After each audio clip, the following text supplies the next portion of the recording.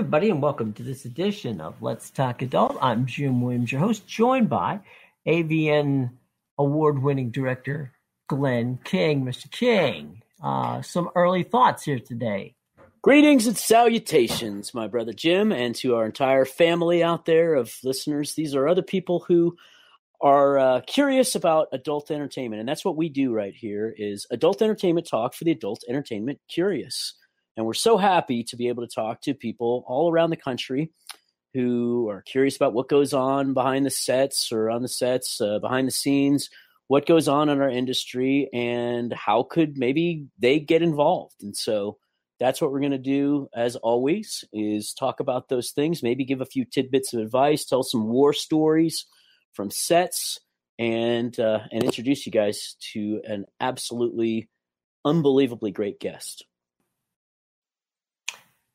The guest is Victoria June, and somebody you know a lot about. Why don't you tell us about her and introduce her for us? Victoria June is a franchise player, Jim. She is one of those people that can carry an entire company on her back, and that's important, especially as we talk to newer producers. How do you get on the map is the question people ask me all the time. They say, well, I'm starting a production company. I got this great idea. We're going to do Girls on Ladders or whatever it is. And but nobody's ever heard of me, and how do I make a splash? And I always recall how I did it back in 2003 or so. Just when I was starting out, I knew I needed somebody like that, and I was able to find Ryan Connor, who was just blossoming into the super duper star. 18 years later or whatever it is, she's still a humongous superstar. But by getting her to do it, I got her huge audience to take a look at my stuff. And they then spread the word. And so that's what you can do if you're a new producer, is find somebody who's a franchise player like that. And there are only a few girls in the industry who fit that description, maybe 10 or 15. And one of them is the great Victoria June. She is a relatively new performer who has everything that one needs to succeed in this industry, is glamorous, and jumps out when you watch her videos. And so without further ado, let's introduce you to our guest, Victoria June. Hi. So I'll just jump right in here. Victoria, how did you get started in the adult film industry? I was doing a show with a few other porn stars. It was for Girls Gone Wild, and I met Natalia and a few other porn stars. And I found it very interesting the way that they lived, and I kind of just got a little curious. And a month later, I ended up just doing porn. Wow. Okay. So, and how did you get that first job? Did Natalia turn you on to an agent? Yeah. So no, Natalia introduced me to a producer and director for Bang Bros and a few other companies. And a month later, they gave me a full week of work, and I went to Miami. I did everything. I worked. It went great. And then after just 2 weeks, they sent me to LA, where I ended up signing with an agency. Which one was that? Did you go straight to Spiegler? I went straight to Spiegler, yes. So this is all unusual, actually. Most of the time, performers start out with kind of a lesser agent. If they're lucky, they get booked with Bang Bros. Maybe Bang Bros shoots one scene. Maybe they get invited back for a second scene. Then, if they're really lucky, they can move up the agent scale to somebody that's the top. But see, you started at the top of the business, essentially. I mean, that shows something about you. But bam, you didn't even have an agent. You got booked for an entire week of scenes. And then the top agent in the business signed you right away. Correct. Yes. Why? That's exactly what happened. Why? What's so special about you? I mean, I think what it is that a lot of women now in the industry, they're just kind of plain Jane, and they all look like the boring girl next door. And I was a little more different than a lot of the other girls. And I also would go to work on time and everything, but in difference, I mean, like with plastic surgery, like I do anything to enhance myself, and I get these procedures done and I look really good, and it's sort of like the back in the days when, they had like the Playboy magazines and they had, the women with the bigger jugs and on the front cover. So I think that's one of the reasons why, because I looked Absolutely. different, and it was just I wasn't like anyone else. I'm still not like anyone else, so that's good. And I think Absolutely. that's why. And I think that had to do something with it. You're a fantasy girl. You're a fantasy girl. That you're somebody that you're not the girl next door where somebody's like, oh, it'd be kind of cool to see my next door neighbor naked. That's boring. Like, that's the girl that I could never get. That's the prom queen, essentially. If you want to take it back into high school days, where somebody is like, oh man, who's the one girl in the school that would never go out with me? It's the prom queen. That's the one they fantasize about. And in your case, guys don't look at you and go, oh yeah, I could get her. They look at you and go, well, that's out of my reach. That's a fantasy. Yes, it's all intimidation, but really good intimidation.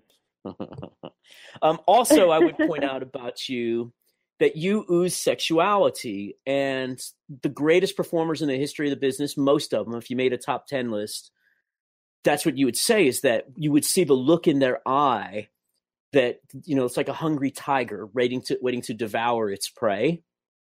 You have that look in your eye. You look like you really love sex. Yeah, I mean, I call them man-eater eyes because every time I look at something and I'm hungry, those are the fiery, hungry eyes that just get you. Yes, that's it. That's that look in your eyes. Jim, I think, wanted to ask you about some of the things you like about an adult entertainment. Okay. Jim, Victoria, that's you. Yeah, I know. Victoria, I was just mesmerized by thinking about the hungry eyes. Anyway, Victoria, what you're now in the adult business. Let's talk a little bit about what are some of the good things that good experiences you've had, some of the bad experiences you've had. Okay, I am down for that. So, with filming or just in general? Either one. Yeah, just in general. What are your best experiences, the things that you really enjoy about being in the business? What I enjoy the most about the business is that everyone else is super open-minded. We live in a really boring world where people, they're just really boring. And I feel like porn stars and even directors and people in the industry, they're just so much educated on so many other things. They have, they're just interesting and open to other things, even sexually and unsexually. So that's one of the things that kind of opened my mind about the industry. And I love that I can work with people who have open minds, non-judgmental, just really nice, cool people. Another thing, what I really enjoyed about the industry is it's how they have these awards. So it gives you something to work towards. It gives you sort of like a goal. So it's not just porn where you go, you work, and you go home. It's more like, okay, well, I'm going to win this, and I'm going to have this trophy at the end of the year. And people work towards it, and some do win. And I would love to see myself win. So I also love that about the industry. And how they have all these, yeah. I sure hope you win an award pretty soon here. I think that you stand out. And so that means, and I sort of have a little bit of a clue as to how the award judges operate. They watch so much stuff that they can't possibly watch every second and every minute. So you have to stand out if you're going to win. And I think that could happen with you because you jump off the page. Let's talk a little bit about cosmetic surgery and enhancements. It's a route that not everybody chooses to go. Some people call it being a Barbie doll. Some people call it bimboism, which is, I like the phrase. I love the bimbo, everything, bimbofication, bimbo life, the whole bimbo thing. I love it. Because people fantasize about, plastic girls, bimbos. I mean, it's one of those things where it's the shameful truth for some people, where they're like, they'll tell you to your face, oh, I love natural girls. And then if you could go back and look at what they're paying to see, they're spending money on fake boobs, strippers, and big lips and big butts. So that's you. Yeah, and actions do not lie. So Exactly. So how did you decide to get cosmetic surgery done in the beginning? Were you scared in the beginning? Well, my first surgery ever was my first boob job, and I already had boobs, but I kind of just wanted them more big. I don't know what led me to just wanting it. I just wanted it bigger. Just thought, wow, bigger tits would look nice on me. Yeah. So I went for it. I was, I would say, 20 years old at the time when I had my first boob job, and then my second boob job was, you know what? I can go even bigger because it's gonna look amazing. Like, I just want guys to be able to look at me from the back and see my side boob. So I got them bigger, and I remember I told my plastic surgeon, I'm like, can you just make them really big? Like, fill me up, just make it big. Yeah. And yeah, and she did it, and it was great. So those And are my what first changed two for you boobs. like after that? The next day you're Oh walking my around with big God. boobs. Yeah, they were humongous. I mean, they're still humongous, but I'm used to them. But still, a lot of guys would look and turn their faces, and I loved it because I had such a at the time I was 20 years old, my face was so little and young with these big boobs, and it's kind of like you can use your innocence to get what you want with these big giant boobs, and I loved it. I was like, yes, dude, they're like, this is my key to everything, these boobs. And then you got your lips And done? yes, I always had like really filled lips, naturally big lips, but the top, I never liked the top only because it was like half the size of the bottom. So I started filling it, and then and I just I've always fell in love with like the brat style kind of a look. So I always went for that look, and I just Wait, what look fell is in that? love with it. The brat style, like a doll. Oh, okay. Yeah, brass doll. Yeah, Absolutely. Brad Stahl or Barbie. Yeah. So I love that. I just kept doing it. I started doing my lips before the whole, Kylie thing. The whole Kylie big lip thing. My lips were big for like a while. They have been for a while. And it makes a dramatic difference. You're listening to Let's Talk Adult with Jim Williams and Glenn King. Our guest today is the wonderful Victoria June, and we're talking to her about cosmetic surgery right now and how that can help somebody's career. You also got butt injections, I think, or butt implants. I had butt implants. And they look incredible. You sent me pictures, and I die every time you send one. I'm just like, oh my God. Kissing my phone screen. It's crazy. Oh my God, I remember I sent you a message saying, hey, I'm going to do more as worship videos for you. I'm getting my butt done. And I think you went to heaven once I sent those photos after the procedure. But yeah, I just recently got it done, and it's wow. It's though I can't even explain it. Having big boobs is like, okay, great, but like now I have a huge ass. Like this is a whole different ballgame. Like, oh my God, I went to lunch the other day, and everyone in the room was just staring at it, but like in a good way. Yeah. Like you want girls because, to like, whisper about you and say jealous Yeah. things like, "Oh, look at that bitch! Oh my God, Oh my God, yeah. I hate her."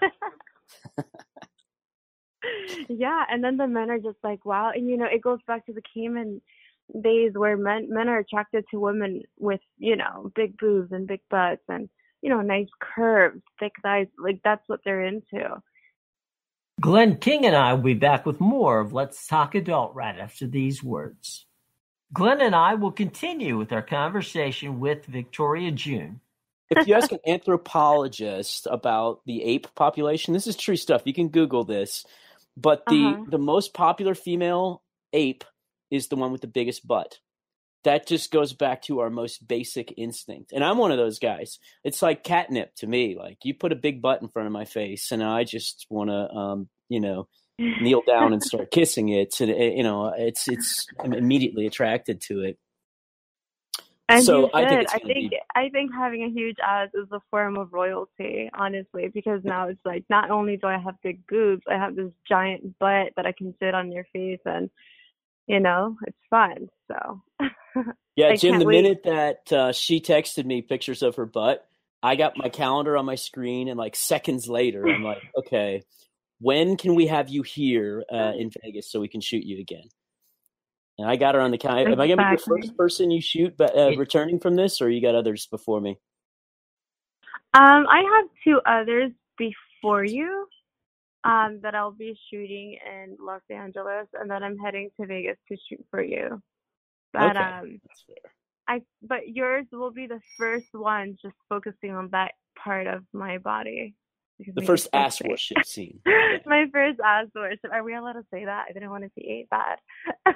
Yeah, we can pretty much say anything here, but we try to keep it, relatively on a serious level. That's all, But Jim, just so you understand, that's basically what I make on my website is ass worship scenes. I'm focused on the thing that is the most basic instinct of humans, the worship of the female big butt, and that's what we. Yeah, I was just going to say real quick to your point, Glenn, that in the 40s, 50s, and 60s, as Victoria was talking about the Playboy. When Playboy magazine came out, most of the women in Playboy magazine weighed somewhere in the neighborhood of, say, 130, 35 pounds, but it was well proportioned. It was a voluptuous figure. And, that was the pinup girl. And that's what guys fought for in World War II. That's what you saw in Mad Men during the 60s. And it wasn't until the 70s where the arc turned a bit. But I think that it's coming back. People like Victoria's bringing it back. People like you are bringing it back. Absolutely. Throughout history, the most successful and most beloved females have been curvy, voluptuous women, not tiny little skinny things. Although, no disrespect towards tiny little skinny things. They're great too. Tiny little skinny things. Yes. I love tiny little skinny things, especially tiny little Asian girls. But that's another day. All right, so this is the thing now. I want you to get this out there because if you ask like 100 guys for advice, should I get enhancement surgery or no? 99 of them are going to lie, basically, and say, no, you look so beautiful. You don't need makeup. You don't need any enhancements. You're wonderful as you are. And that's just not necessarily the best advice for everybody. So let's just put it out there right now.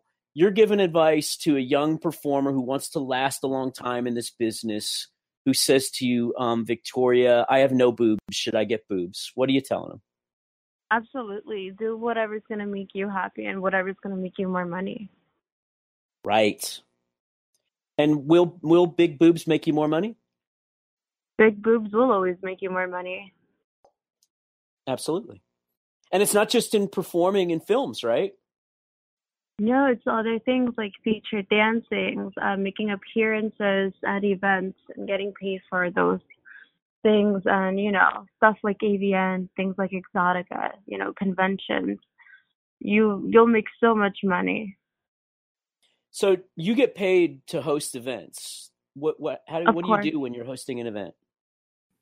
When I'm hosting an event, I'll give out like DVDs that I've starred in. I would also give out T-shirts with my name on it, and I would do signings and take photos with the people, do like a greet and meet kind of a thing. Yeah. So it's a pretty easy job, but it gets you a lot of fans and new friends, and you get paid. Yeah, and you can meet your fans one-on-one and learn from your fans what they want to see you in, and you can get creative and, do different things. Yeah, and the reality is that there's only so many adult film jobs going around these days. It's not when I started in the 90s, or excuse me, the early 2000s, a girl could work like 25 times a month if she wanted to. But nowadays, there just aren't that many production companies. And so you have to find other ways to make money. And feature dancing is just one of the greatest ones. If you look at the feature dancing list of all the girls, you don't see a lot of natural looking girls doing it. It's the glamour girls. Yeah, it's the big titty, big booty girl doing it. Always the hot girls.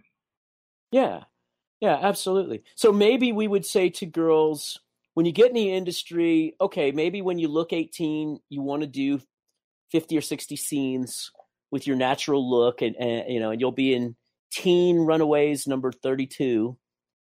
But then after that, if you want to stay in the business, and on all those teen companies have already shot you, and you're starting to get a couple years older, you got to look into other ways to enhance yourself. And that's where the concept of investing in yourself comes in.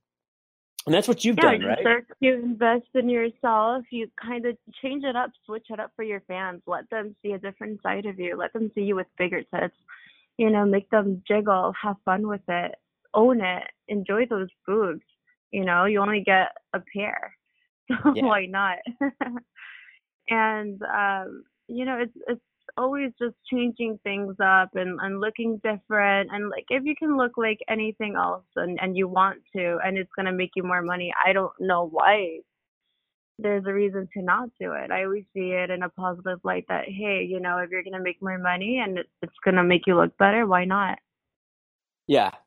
And you also diversified yourself by doing fetish, which I'm not sure if that's just because I picked you at the time, but I mean, just to give background here, Jim, I don't usually shoot performers who are relatively new in the business. I like to wait for them to have been around for a few years so they get their dialogue down and have learned how to open up for the camera, etc. But I remember seeing Victoria June, a scene with her, maybe on Bang Bros, only a month or two after she'd gotten the business. And I called her agent. It's like, okay, how soon can we get Victoria June here?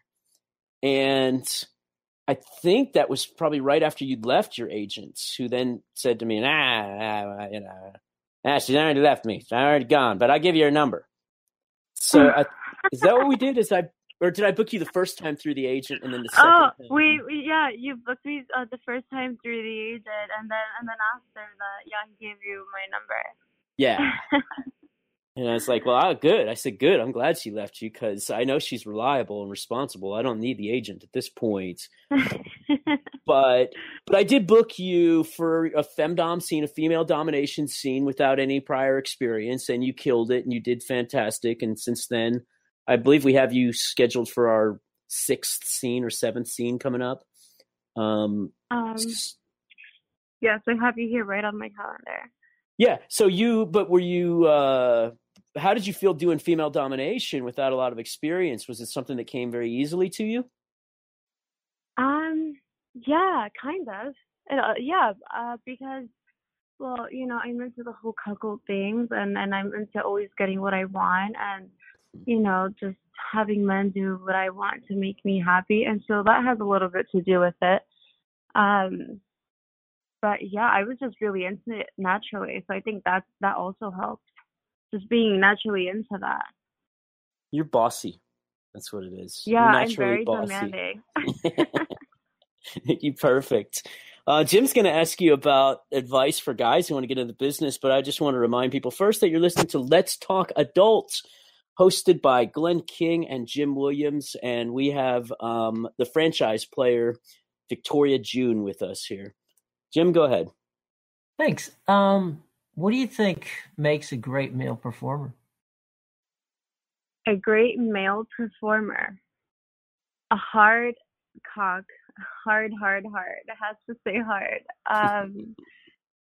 Someone that can open up for the camera and keep going, and someone who's passionate about their job, and, someone that's just into it.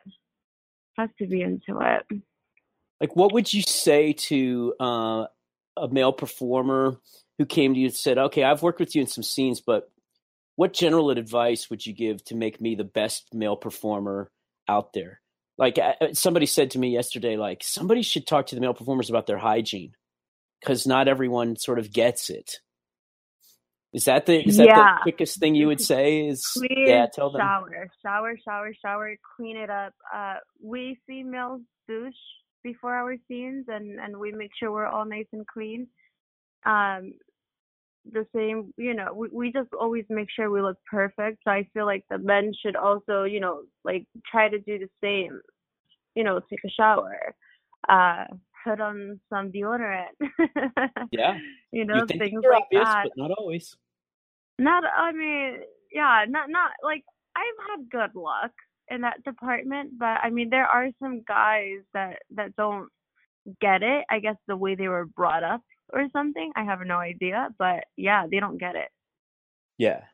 What about grooming? Like, do you want a guy to shave down there, or should he just I leave feel it like undone? Or it all depends on the man. He can. I've had sex with men with hairy bobs on there, and it didn't bother me. But then some men shed more than other men down there as well. And I right? kind of don't like getting things stuck in my teeth while I'm giving my blowjobs. I don't like having to floss at the same time. Right. So, I mean, I guess it all depends. I say keep it trimmed, leave a little bit of hair on it to, be nice and masculine, or just shave it off. But definitely groom it, take care of it. Yeah. Keep it nice and clean, and just keep it smelling good. They have things for men for that area. So male talent, and I'm going to add to that. First off, be obsessed with smelling good. You want your girl to look like she wants to be there. I keep a giant thing now of mouthwash next to set, because I was in a scene yesterday and I must have mouthwashed myself like 18 times, especially because there was kissing at one part of the scene. I'm like, oh, I'm not going to go near her unless I'm sure my breath is perfect. But every male talent needs to think that way, that you need to do that. Now, I debated myself a couple weeks ago, do I shave my armpits or not? Does that matter? No, you're a man. Oh no, that's for women. What women we keep it nice and classy. We shave. Yeah. Yeah. I don't know, but men, no. As long as you just take a shower, use deodorant, keep it nice and trimmed a little bit down there, and you just naturally smell good, and you're just nice. That makes us want to work with you, and that's what get you jobs, because at the end of the day, men are always replaceable, but the women, some fans want to see a certain type of girl, so sometimes the women are not replaceable. Yes. Let's be honest with you guys out there. You are 100% replaceable, and that's just the truth of it. If I have to decide who I have to cut out of a scene, if there's a conflict, it's going to be the girl. I book Victoria June for a scene, and then I get a male talent that works for Victoria. That's the way it's always going to be. And all of you guys who email me and text and send me DMs saying I'm better than the guys in your scenes and I qualify, you don't understand what the criteria is. I'm not looking for the guy with the biggest dick. I'm looking for the guy who will show up on time, not ruin the scene in any way, be able to pop on time, be able to get a hard on in front of the cameras, and not do anything that creeps out the female talent, because she's the more important one. You guys, if you can understand that, now you're a little bit closer to being a male talent. Of course. What about agents? So you're one of the few people now who's been super successful without an agent. Mm-hmm. Correct. Do you think a new girl and thank you. an agent or yeah. I do not have an agent. I feel like I worked really hard and I networked very well during my first few months in the industry, and I feel like you don't need an agent. I mean, if you want to get started and you want someone to help you organize for the first year in the industry, I can see why doing that. Why not? But after that, you kind of don't really need an agent, as long as you have good friendships with people and you're on good terms with the companies that you work for, and you show up on time, and you're looking good, and you're taking care of yourself, and you're performing well. There's no reason to have an agent. If you're good at keeping your own calendar. Of course, yeah. Some talent, they just aren't. Some girls, I can remember there was one girl who I think I booked her 3 times before I gave up. because each time I kept texting her and saying, just confirming we're on for next week. And then she'd go, oh, I have that day open. Do you want to book me for next week? Like, well, I booked you 3 weeks ago and then again last week. So some girls just aren't good at keeping their own calendars. It probably has a lot to do with how often they smoke weed. Yeah, I don't smoke weed, so I don't have that problem. I mean, I have my calendar on me right now, so. Yeah, no, you're super reliable. But I would point out to females that what you did was you got on with one of the top agents, and that helped establish your credibility. I think it's really tough to just start with no agent and start emailing producers, which I get emails from girls all the time saying, hi, I'm new in the business and I would love to work for you. I'd want to do one of your scenes. And I'm hesitant to book them because I don't know whether they're going to show up. I have to pay for a plane ticket to get them here. And I don't know if they're going to be able to get tested properly, if they even understand how the testing system works.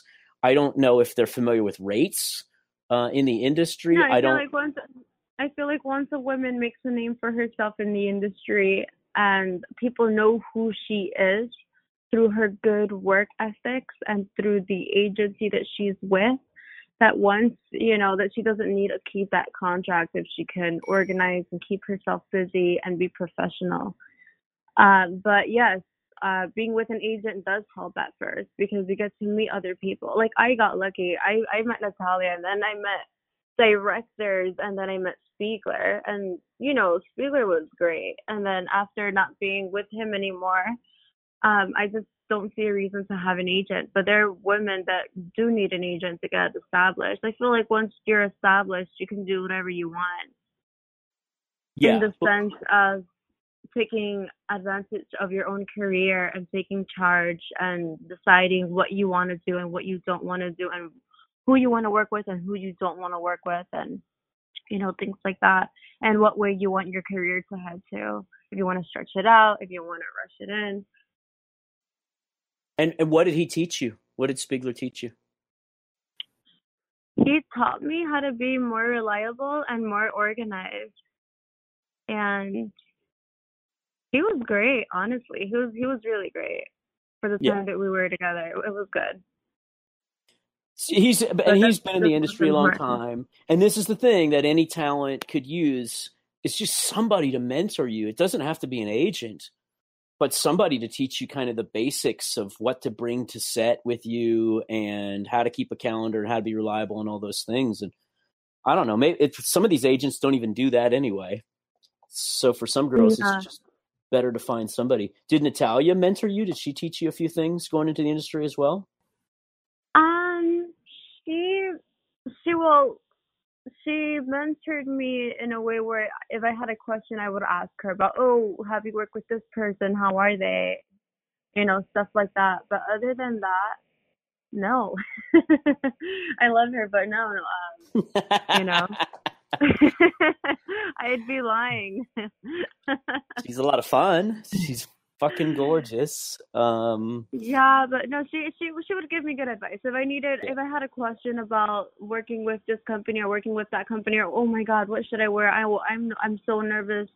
She would give me advice like relax, own it, be confident, and as long as you feel comfortable, you'll be good and you'll do a great scene, and people will book you over. And she was always, she gave good advice. Yeah, she's a super duper performer. We always try to give advice to independent producers because people all over the country are getting into the business these days because they can. You don't have to be in LA. You don't have to be in Vegas. You don't have to be on the West Coast. You don't have to have to gone to film school. Kind of anybody who really has a passion for making adult films can get into the industry these days. But they can't necessarily get a performer, an A-lister like yourself, to come work for them. So what kind of advice would you give to a producer who's a relatively unknown, who's trying to book you about things that they need to do to be professional? For example, a talent yesterday was telling me a story about how, actually, it wasn't just a story. I was with a talent yesterday who got her information at 6 p.m. last night for a scene today, and they told her to bring white stripper heels and a white outfit. But they knew that she was on day 3 of a trip here. So they waited until 6 p.m. the night before to say white stripper heels. And she was like, okay. She told her agent, tell them that they need to reimburse me for the new stripper heels I'm going to have to buy because I didn't bring them with me on this trip. So that's an example of something that the producer should think about, that, you know, you can't just book a girl and expect her to have Ginger from Gilligan's Island's wardrobe with her at all times. What kind of advice would you have like that for producers? You know, give them wardrobe requirements and the script at least a week before so they have time to buy the wardrobe that they need so they can perform better. And if they need a certain thing in the wardrobe, they can go buy what they need. That way everyone's happy, the talent shows up on time, it doesn't have to push back production time, things like that. Because once you push back production time, then the whole day it ends up taking up the whole day, and then everything's like unorganized and unprepared, and you just have to be like really prepared for everyone. Yeah. And all right, so Jim's going to ask you about. I've got one here, Victoria. As we get ready to wrap things up, you know, Glenn talked about you being a fantasy girl. All right, my fantasy. Well, mine too. I gotta say it. Okay, I threw it out there. For those of us who can only dream, and I'm telling you, I can only dream about this. What would it be like? What if a guy wants to date you? What are you looking for in a guy? I want to see him well-spoken, well-dressed, just super nice guy. I mean, obviously, take me out to a nice place, you know. But I look for just like a good guy, who has a job and is well-spoken and dresses really nice. And, you know, it wouldn't hurt if the guy had a manicure. Oh. He's just one that takes care of themselves physically and is super nice, because that gets my attention. Let's build a cheat sheet here, Jim. Yeah, what kind of restaurant? Right now. Yeah, write this down. Okay, what kind of restaurant there, Victoria? Italian or what? I like everything. So whatever, we can do sushi, we can do Italian, we can do whatever. And then, what kind of wine is he ordering at the, you know, because he got to impress you by knowing the right kind of wine to get. So, are you red wine or? Eating. Depends on what we're eating. If we're having steak, I want red wine, and if we're eating fish, I want white wine. Yeah, classy. Okay. And then, is there a dessert involved here? There's always a dessert involved. I don't know if it's food or if it's the guy, but it's always involved. It just depends how the night goes. Yeah. Okay. And then, how far is he supposed to try and go on the first date here? If you really like him, are you willing to go all the way to first date, or are you going to make a guy wait like a few weeks? No, I wouldn't make the guy wait a few weeks, but I also wouldn't do it the first day. I like to build up anticipation towards things, so I would probably want to make out with him and have him eat me out, and then, you know, just go down on me, or I go down on him, and then the next day we the next time we hang out, then we go the whole 9 yards. Yeah. So I'm picturing, now I'm starting to get dirty in my head. So I'm picturing I want him to go home and think of me, you know, and be obsessed with me and give me everything good and, you know, do a good job. So we're talking like a 69 type thing, and you're teasing about wanting to put it in, but telling him no. We're going to have to wait. You're just going to have to wait for it. Yeah. Making it nice and hard. Well, that certainly painted a picture for our ending here, didn't it? Yes. She's a dom at heart, Jim. This is why I found it so easy to shoot her and to start expanding on all the things that we do with her. It's because it just all fits with her natural capabilities. And not every girl has that. Right. And now making everyone want more. We're at the end. So, Glenn, I'll let you get her the last question and get her information so that everybody can follow. Lovely All right. Victoria. Let's just wrap this up in this way. Victoria, tell us about your best day on set, your favorite set you've ever walked onto in that day, and then your worst one. You don't have to give out any names here. And then we'll just let you give out your social media, which she's brand new back on. She was off Twitter for a while, but now she's back. So, okay, what's your best and worst day on set? Okay, my best day on set. It was my not my first, my very second scene. It was with a guy named J-Mac. It was the first like best thing for me because the first day I was a little more nervous, and the second day I'm like, oh yeah, I got this. I have this. I'm going to fucking so good.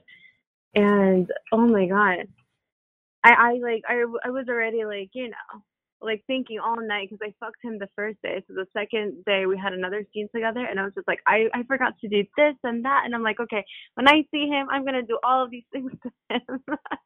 Yeah. And I went out on set and I did it, and I had fun, and it was so big and juicy, and it filled me up, and it just made me very happy just to have had the other chance to fucking the way I wanted the second scene, because the second scene was more of a free for all kind of do your own thing. Nice. But yeah, so I enjoyed it. And my worst day on set was when already many months into the business, I worked with someone, and it was for like a blowjob scene, and I kind of puked, and the person wanted to keep going, and I kind of didn't feel good, and I didn't feel like I was being respected. But I mean, you know what? You kind of pull through those things. So like the only reason I finished it was because I was like, you know what? I'm already here, so I'm just gonna finish it, but I'm never gonna work with this person again. So yeah, that was like a bad scene. Because I feel like it should be fun. If you're gonna do a blowjob, you should suck it the way you want to, not in a way that you don't want to, or where it makes you feel uncomfortable. Everything should be good. Everything should make you feel comfortable. And yeah.